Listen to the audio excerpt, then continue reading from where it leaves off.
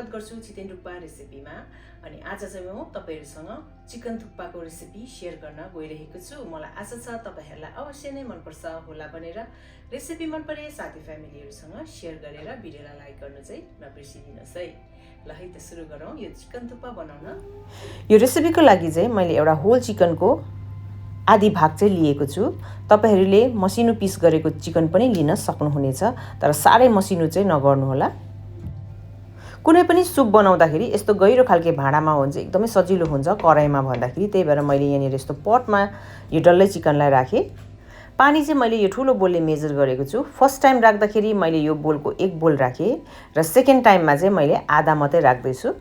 सुपको मसलामा एउटा मिडियम साइजको प्याज मैले राखेँ। 2वटा अदुवाको स्लाइस पनि राख्दैछु। मेरोमा चाहिँ लसुन ठुलो ठुलो छ, त्यही भएर यहाँनिर मैले 6 पोटी राख्दैछु।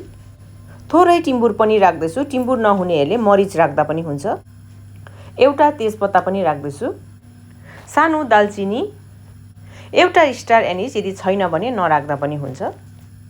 2वटा सुकमेल अथवा सानो अलैँची, 3वटा चाहिँ मैले यहाँनिर ल्वाङ राखेँ।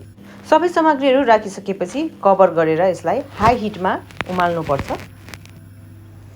जब सुप बोइल हुन थाल्छ तब चाहिँ यो मासुमा भएको अलिअलि भएको रगतहरू, यो सबै यसको त्यो मैलाहरू जति चाहिँ माथि यसरी फोम जस्तो भएर बसेको हुन्छ र तपाईहरुले यसलाई चाहिँ बिस्तारै निकालेर फ्याँकिदिनु पर्ने हुन्छ।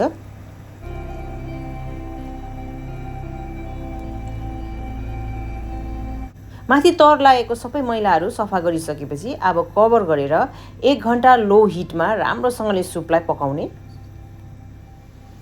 र यहाँनिर चाहिँ मैले थुक्पाको लागि पानी पनि रेडी गरिसकेको छु र उतापट्टि सुप पनि बोइल भइरहेको छ लो हिटमा।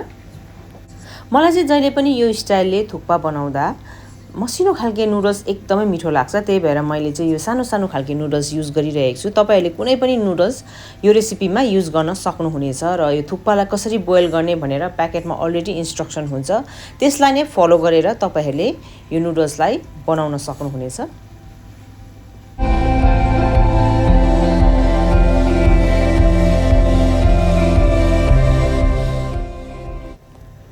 मैले हाई हिटमा यो थुक्पालाई 6 मिनेट उमालिसकेको छु र अब चाहिँ यो भित्र पाके कि पाकेन भनेर हेर्नको लागि म यसरी पनि हेर्छु।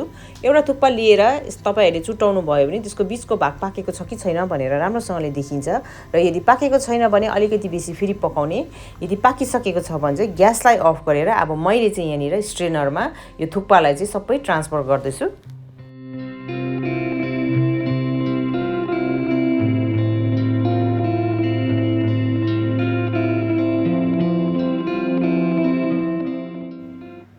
अब यो तातो थुक्पालाई चाहिँ मैले यहाँनिर ट्याप वाटरले मज्जाले पखाल्दैछु।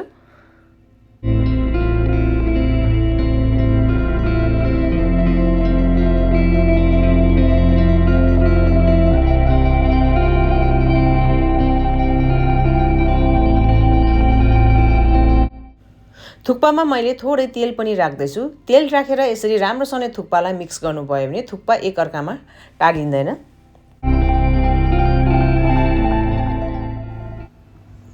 चिकन सुपलाई मैले लो हिटमा बोइल गरेको 1 घण्टा भइसकेको छ। ल हेर्नुहोस् त, वाउ पर्फेक्ट चिकन सुप बनेको छ। अब यो चिकनलाई चाहिँ मैले निकाल्दैछु।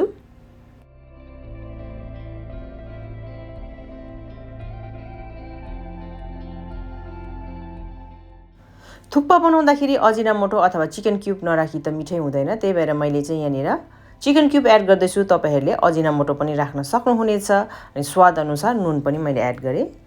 यी दुईटा सामग्रीहरू राखिसकेपछि मैले ग्यासलाई हाई गरेर 1 मिनेट जस्तो उम्लिनको लागि छोड्दिएको छु।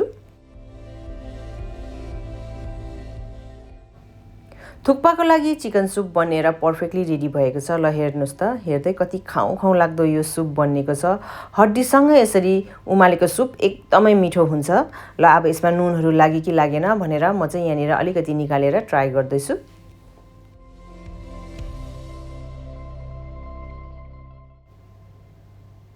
सुपमा भएको मसलाहरूलाई चाहिँ मैले निकालेर फ्याँकेँ र सुपलाई चाहिँ मैले लो हिटमा यतिकै छोड्दिएको छु। मासु चाहिँ यहाँनिर मैले अब यो हड्डी र छालाको चाहिँ काम छैन, यसलाई चाहिँ म फ्याँक्दैछु र मासु जति चाहिँ मैले अलग्गै यसरी छुटाएर राख्दैछु।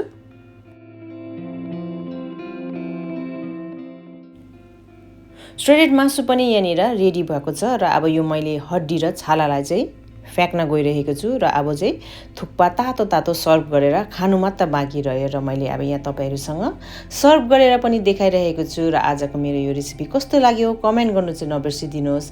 रेसिपी मन परे तपाईहरुको साथी फ्यामिलीहरुसँग शेयर गरेर भिडियोलाई लाइक अनि च्यानलमा नयाँ हुनुहुन्छ भने प्लिज चिकन थुक्पा रेसिपीलाई सब्स्क्राइब पनि गरिदिनुहोस्। Thank you so much for watching. Bye by.